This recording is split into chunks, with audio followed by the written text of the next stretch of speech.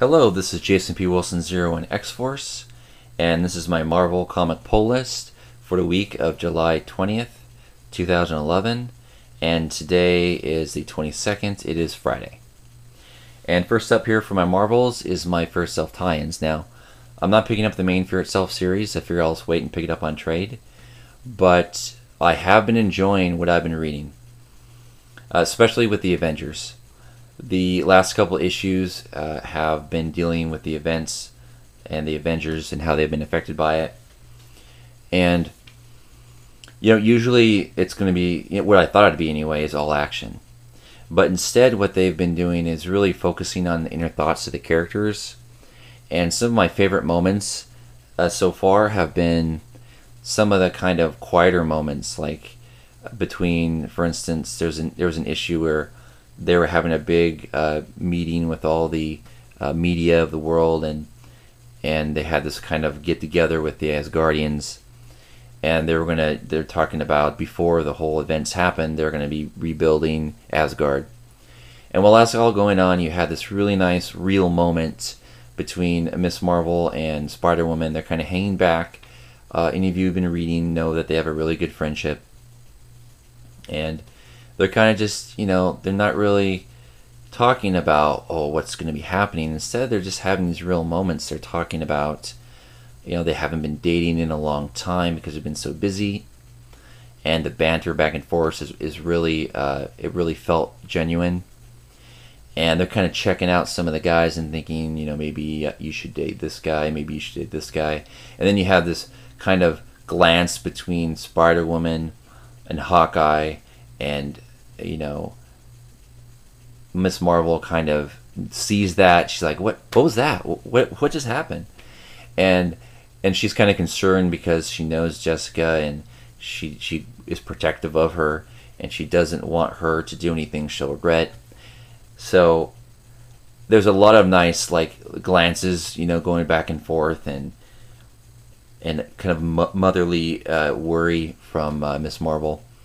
And it's moments like that I most appreciate in comics. Like, usually have a story arc or an event, and then once it's over, you have an issue or two, which some will think are throwaway issues because they're not events, and then the next story arc or event will happen after that. Those are my favorite comics, because I think the writers aren't worried about, how am I going to fit this event, how am I going to need a cliffhanger. Instead, they're just, this is just an issue or two, and has nothing to do with what just happened or what's going to happen. So I'm just going to concentrate on the characters and how they might have an interesting moment. And since there's nothing really big has been going on, because we have to give a breather, let's just focus on what real moments these characters would have. And it's that kind of writing that I most enjoy, and all of my favorite issues of all comics have been real moments with the hero characters. Not necessarily a fight, but more of maybe banter back and forth, or a conversation that maybe brings them down to earth, like they seem like real people. Yeah, because they would really be talking about that. They would be having these concerns. They would be thinking about, golly, I'm busy all the time, I haven't dated in a long time. These things are real things that we all have, and you finally get to see those applied to superhero characters. And I don't think they do that enough. I don't think they focus on the real individuals and who they are when their uniforms aren't on enough. Instead, they have these big events and big fights, which I enjoy as much as anybody, but not as much as those real moments between characters. And it's not just the, dialogue, like they'll have a character and he'll be having inner thoughts. That's fine. It's mostly the relationships of the characters. Like, hey, they're on a team together. They are fighting and having these big, huge catastrophes happen, but they're teammates and they're real people, and they're going to have mixed emotions, and they're going to, not everything doesn't have to be grand. There's going to be real moments like that. Real moments when maybe you're just, hey, how's it going? Oh, I'm fine. Hey, here's a joke, just normal stuff that normal people do. So they've been doing that more than I thought they would in Avengers Fear Itself tie-ins. And I've enjoyed that immensely. And even though I haven't read this yet, I already know that there's some kind of real moment between two characters, supposedly I think a kiss or something. So a romance is going to be starting. And I do enjoy that because it's real, you know. And I'm just guessing it's going to be between Jessica and Hawkeye, because they're the ones that have already established have an affection for each other. So, with that said, I'm looking forward to this, and I just wish writers in general would just do stuff like that more. And next up for my Fear Itself is Fear Itself FF One Shot. Now, I mentioned this before, but I'm going to say it again. I'm a little confused with how Marvel's been handling Fear Itself. Because what they'll do is, obviously we have all these Marvel series going on, FF and Avengers and Spider-Man, all this stuff. And yes, those characters are obviously involved in the series. So you have the main series going on of Fear Itself. So you have the main book. But then what they're doing is they'll like do Spider-Man, Fear Itself. So Spider-Man Fear Itself 1 through 4 or 1 through 3. Okay? Now it's not connected with the actual series. It's like a mini series of Spider-Man on the side. Okay? So the Fear Itself isn't actually running into the Amazing Spider-Man comic because they're concentrating on the whole Spider Island. Okay, I guess so, that makes sense. But then other books like Avengers is actually in the book. And FF, it's not in the book. But instead of doing a mini-series 1 through 3, this is a one-shot. So this is Fear Itself one-shot.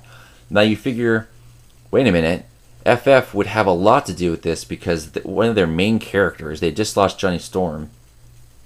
And now Ben Grimm has been possessed by one of the hammers, and he is destroying cities. And it's very likely, well, probably not, but it could have been that you might have to kill him, right? Because he's unstoppable. You're going to have to destroy everything at him and stop him.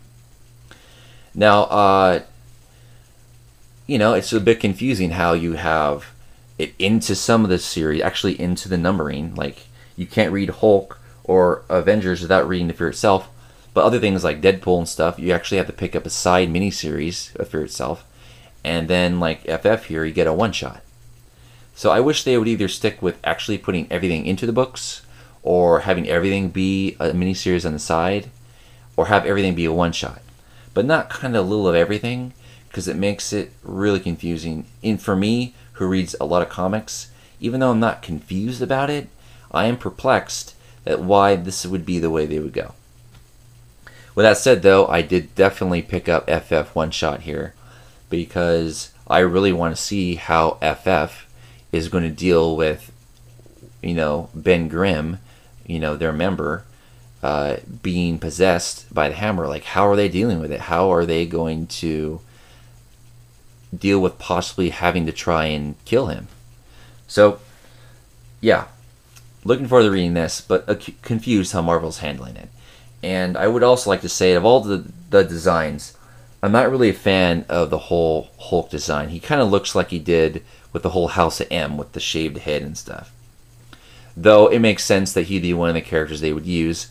He is a character that has brought a lot of misery to people. Like, I love Hulk, but maybe if I was a person in the Marvel Universe, I wouldn't like him because he's like destroyed New York City, and all the superheroes have fought him on many occasions because he's gone crazy or whatever.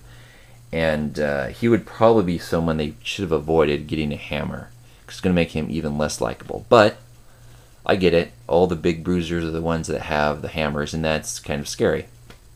But my favorite design is definitely the Thing here. He looks really cool, turning black stone and having the glowing fire underneath. It's a really good design. It's definitely the best of the designs of the Fear Itself.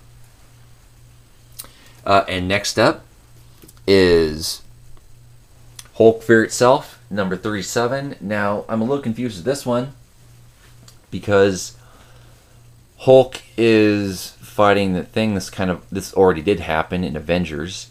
The Hulk got his butt kicked really bad, and he really didn't do much to the Thing. He He tried, but I thought he should have put up a much better fight, like when he fights the Hulk kind of a fight. But no, I guess they're trying to show how really powerful these hammers have made these characters, because these two have fought before, and the Red Hulk totally kicked his butt. But with now, he was barely even like a sweat for the thing here. The thing just destroyed him, and he put up a fight, and everyone talked about how, oh wow, in the comics, like the heroes are like, he put up such a fight, he's a hero. Well, I'm starting to like Red Hulk more than I did before. I do like him better as a villain. But I still think that if he was going to put up a heroic fight, it should have been bigger. So I don't know if this is the continuation of the fight. He was like thrown out of the city. Is he coming back and he's fighting, or just a different perspective of the fight? I hope they don't do like what they did with when Spider-Man joined the FF. They did it both in Amazing Spider-Man and FF, and they did it differently. And I enjoy the FF story much better than Amazing Spider-Man.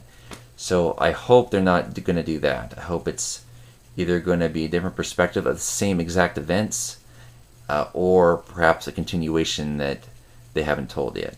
I don't know, haven't read it yet, but I am looking forward to it. And next up is Generation Hope number 9. This has been a really good comic all the way through, though I was thinking about letting it go because I am reshuffling all my comics here in my pull list, but I held on to it because one of the only events I'm actually picking up in single form is the X-Men Schism, and this is the only comic that's tied into that, so obviously it's not a good time to drop that. So yeah, it's been really good, and I'm looking forward to how it's going to be tying in to Schism, because the first issue of Schism came out, and the next issue is coming out really quick next week. And I enjoyed the first issue. I'm really looking forward to how they're gonna really split the X-Men team. And next up is Ultimate Fallout number 2, Spider-Man No More. I absolutely loved issue number 1. I'm really looking forward to issue number 2, and issue number 3 comes out next week. So I love that they're not really drawing this out. Like, it's not like one coming out every month. Instead, one's coming out every week. Now, I'm not sure how many they're going. I don't believe it'd be too much more. I think it's either going to be 3. I think it is going to be 3, but I guess it could possibly be 4. But whatever they choose, I love the first issue. I read half of this already, and I loved it. Now, I can't say anything about the second half because, like I said, I hadn't read it yet. But the first half that I did read, phenomenal. Just as good as the last issue. I really like what they're doing. I think Bendis and Hickman are doing a fantastic job. I'm glad they didn't just do a one-issue Fallout. I'm glad they made a little mini-series. Usually I don't like it when they draw out this stuff. I think they're just trying to make money. But in this case, I think Bendis and Hickman just love these characters, and they really want to do justice to what happened. At the same time, they are setting up the new books that are coming out, and the whole relaunching of Ultimate Comics with Hawkeye, Spider-Man, X-Men, which is the continuation of Ultimate X, and the Ultimates. And I'm definitely picking up all of those, maybe except for Hawkeye. But really looking forward to finish reading this, and been loving Fallout. And last up here for my Marvel is Skaar, King of Savage Lands. This is the last issue of this limited run. It's number 5 of 5. I want to say right off the bat, this has been fun. I like Skaar. I think Skaar is interesting. I think he's an absolutely perfect fit in the Savage Lands. Some of my favorite story arcs from X-Men have been about the Savage Lands, but they usually handle it like a hero goes into Savage Lands because he's having trouble and he wants to forget about his troubles and he wants to just survive and think about what it is to be alive. And those are cool story arcs, but this one's been my favorite of the Savage Lands because they've actually been dealing with the Savage Lands internally, and even though they kind of have some politics going on, that was fine, but I really enjoyed when they would go to the fun action with Hulks fighting dinosaurs and stuff.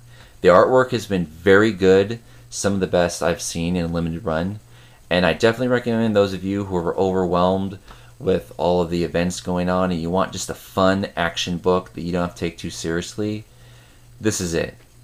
I will be doing a review of the whole series, so I'm really glad I read this, and yeah, thumbs up for me. And I would like to say Thanks for watching, and let me know what you're reading. And I'll see you next time.